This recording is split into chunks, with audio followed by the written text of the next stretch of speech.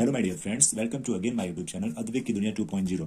आज का टॉपिक है यूपी बोर्ड एग्जाम 2026 को देखते हुए मैंने एक छोटा सा वीडियो बनाया है, जो आपके लिए बहुत इंपॉर्टेंट है।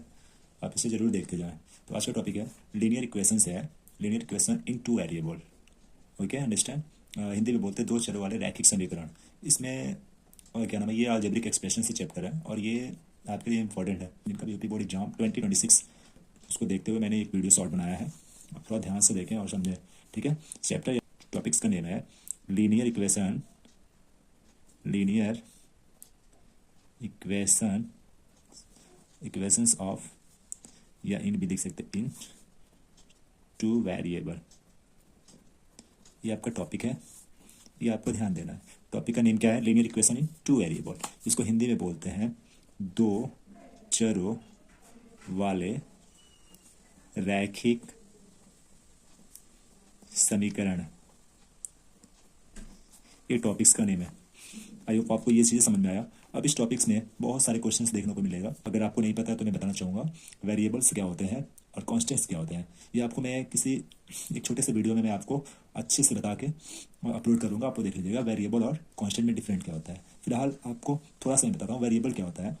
वेरिएबल जिसमें एक्स या वाई, यानी कि जो वैल्यू फिक्स नहीं होता है, जिसका वैल्यू कोई फिक्स नहीं होता है उसे हम वेरिएबल बोलते हैं, और जिसका वैल्यू फिक्स होता है उसे हम कांस्टेंट बोलते हैं। फॉर एग्जांपल जैसे मैंने मान लिया एक्स एंड वाई, ए भी हो सकता है एक्चुअली में। ये सारे के सारे क्या है? वेरिएबल है। वेरिएबल का मतलब है चर, और जो कांस्टेंट होते हैं वो हमारे नंबर होते हैं 1 से लेकर इनफाइनाइट तक। ये सारे के सारे क्या है? कांस्टेंट है, इनका फिक्स वैल्यू होता है। आई होप आपको बहुत अच्छे से समझ में आया होगा। तो आइए हम शुरू करते हैं टॉपिक्स। दो चरों वाले रैखिक समीकरण, इसको सॉल्व करने के 3 मेथड होते हैं, यानी कि first, second and third. 3 method से आप इस क्वेश्चन को, यानी कि linear equation of two variable के जो भी क्वेश्चंस आएंगे, इस टॉपिक से जो भी क्वेश्चन आएंगे उसको हम 3 मेथड से कर सकते हैं। फर्स्ट मेथड है substitution method, substitution substitution method. Okay, दूसरा क्या होता है? Elimination method, elimination method. और एक लास्ट होता है cross multiplication method, cross multiplication method. ये आपको, आई होप आपको समझ में आया होगा। और मैं बता दूं अभी विंटर वैकेशन चल रहा है, हम लोग भी काफ़ी दिन से स्कूल नहीं गए हैं। एक्चुअली में काफ़ी ठंडी है यूपी गोरखपुर में, तो आपके भी जिस शहर में होंगे क्या नाम है, विंटर वैकेशन चल रहा होगा, तो आपको कुछ नहीं करना है। आप यूट्यूब ओपन करिए, बाकी यूट्यूब से आप जो भी टॉपिक्स है उसको सर्च करिए, आप पढ़िए और स्वस्थ रहिए। ओके, तो यूपी बोर्ड एग्ज़ाम को देखते हो, यूपी बोर्ड 10th का एग्ज़ाम कमिंग सून, बहुत करीब है, ज़्यादा नहीं, लगभग 2 मंथ है अप्रॉक्स में, कहें तो 2 मंथ बचा हुआ है। आप लोग घर पे अच्छे से पढ़ें, स्वस्थ रहें, अंडरस्टैंड। तो आगे हम सॉल्व करते हैं। सब्स्टिट्यूशन मेथड है, एलिमिनेशन मेथड, और इसको बोलते हैं क्रॉस मल्टीप्लिकेशन मेथड। इसका हिंदी भी जान लेते हैं। सब्स्टिट्यूशन का मतलब होता है प्रतिस्थापन विधि, यानी कि अगर हम इसको हिंदी में लिखें तो लिखेंगे प्रतिस्थापन, प्रतिस्थापन विधि। ये हो गया। एलिमिनेशन का मतलब होता है एलिमिनेट करना, इसका मतलब इसको हिंदी में बोलते हैं विलोपन विधि, विलोपन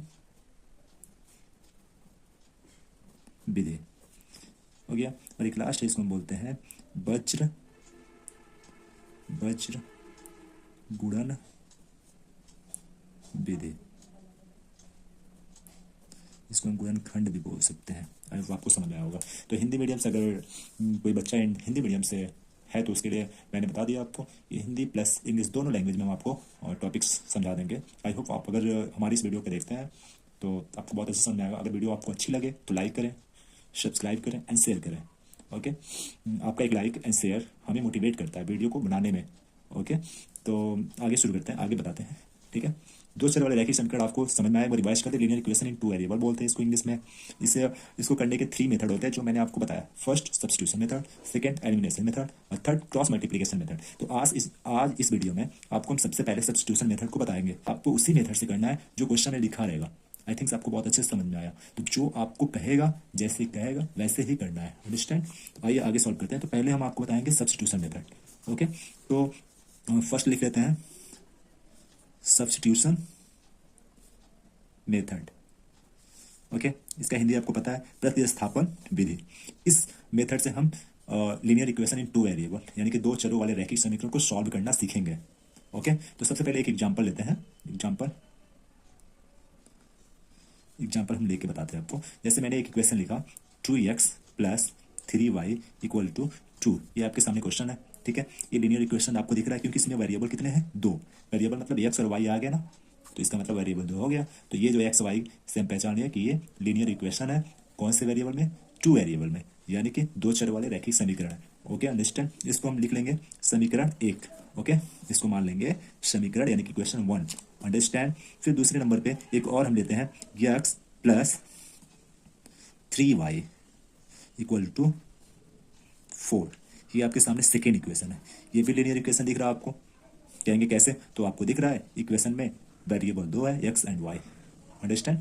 तो आपको एक चीज़ और ध्यान देना है, जो भी इक्वेशन देगा वन और टू, उसमें वेरिएबल सेम ही होगा। मतलब अगर x है तो x रहेगा, y है तो y होगा। ऐसा नहीं है कि यहाँ पे x है और यहाँ पे a आ जाएगा, ऐसा बिल्कुल नहीं होना है। अगर x इसमें है और y है तो नीचे वाले में भी x y होगा। लेकिन ये जो कांस्टेंट है, इसके आगे जो नंबर्स है ना, ये चेंज हो सकता है। 3y की जगह कुछ भी हो सकता है, यहाँ पे 3y की जगह कुछ भी हो सकता है। अब हमें इसको सॉल्व करना है कौन से मेथड से, सब्स्टिट्यूशन मेथड से, यानी कि प्रतिस्थापन विधि से। तो आइए हम स्टार्ट करते हैं। तो सबसे पहले लिखेंगे equation first 2x plus 3y equal to 2।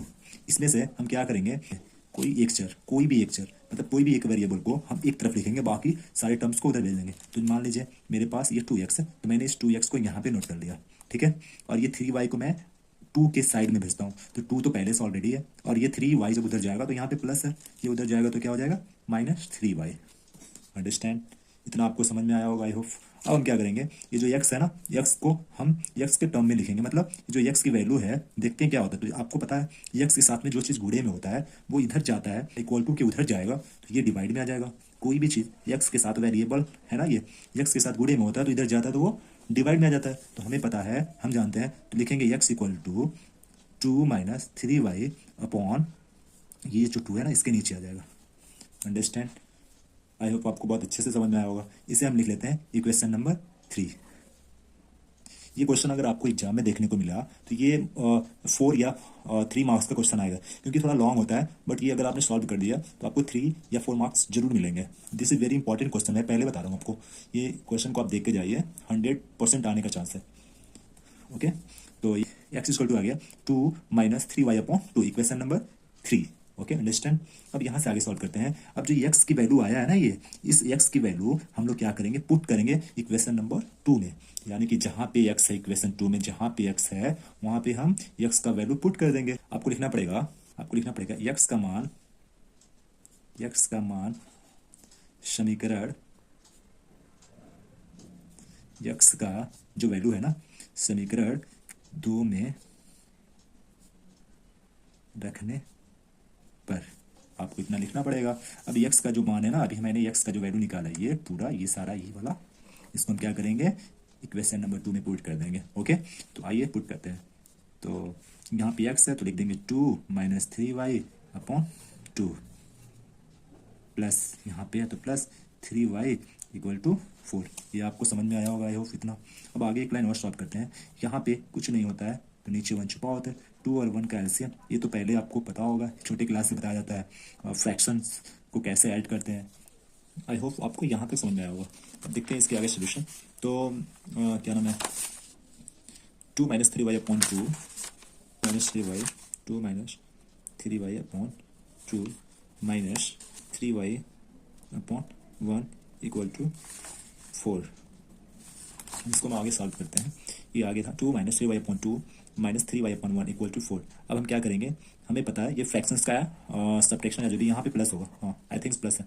अब इसको हम सॉल्व करते हैं। तो ये फ्रैक्शन का है, 2 और 1 का एलसीएम लेंगे तो 2 आएगा। अब इसको सॉल्व करते हैं, आगे 2 आएगा तो क्रॉस मल्टीप्लाई करेंगे तो यहाँ पर हो जाएगा 2 - 3y प्लस 2 3 जा 6y इक्वल टू 4। ये आपको समझ में आया होगा, ये हो। आगे और सॉल्व करते हैं। 2 - 3y प्लस 6y, यानी कि 6 में से 3 को सब्ट्रैक्शन करेंगे तो प्लस 3y मिलेगा आपको अपॉन 2 इक्वल टू 4। यहाँ तक समझ में आया आपको। अब आगे हम इसे सॉल्व करते हैं। तो नीचे 2 है, इसके नीचे भी 1 छुपा होता है, कुछ नहीं होता है तो 1 होता है। अब इसको हम क्रॉस मल्टीप्लाई कर लेंगे तो 1 का इसमें मल्टीप्लाई करेंगे तो सेम आएगा, कोई फर्क नहीं पड़ता। 1 का टेबल का कोई मतलब ही नहीं होता। 2 4 जा 8, आई होप आपको ये समझ में आया होगा। अब इसको और आगे सॉल्व करेंगे तो यहाँ से हमें मिलेगा ये जो वेरिएबल है एक तरफ रखते हैं, कांस्टेंट टर्म्स को एक तरफ भेज देते हैं। 8 है प्लस है तो इधर आएगा माइनस हो जाएगा। यहाँ से 3y इक्वल टू हमें मिलेगा 6, y इक्वल टू मिलेगा 6/3।